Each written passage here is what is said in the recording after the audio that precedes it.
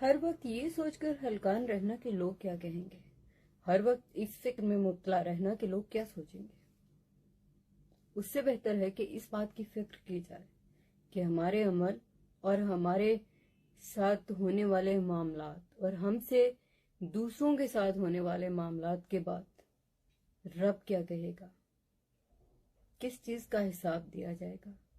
इस चीज की फिक्र बहुत जरूरी है। लोगों का काम तो कहना है, लोग कहते रहेंगे, लोग कभी भी बाज नहीं आएंगे, चाहे आप उन्हें जितनी मर्जी सफाइयां दे दें। एक बार वो जो नक्श आपका अपने जहन में बना लेते हैं उससे आगे पीछे नहीं होते।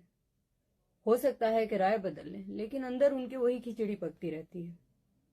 अच्छे बुरे लोग आपको मिलते रहेंगे, कोई आपको अच्छा कहेगा, कोई आपको बुरा कहेगा, लेकिन सच ये है कि हमें जो तारीफ जहां से सुननी है वहां की फिक्र करना जरूरी है, लोगों की नहीं। इसलिए लोगों की परवाह करना छोड़ दीजिए। हमेशा ये सोचिए कि आपका कौन सा अमल किसके हक में बेहतर होगा और आपका कौन सा अमल आपके हक में बेहतर होगा। आपका कौन सा अमल आपकी आखिरत में सजा का सबब बनेगा और आपका कौन सा अमल आपकी आखिरत में सवाब का या जजा का सबब बनेगा। खुश रहिए जहां भी रहिए।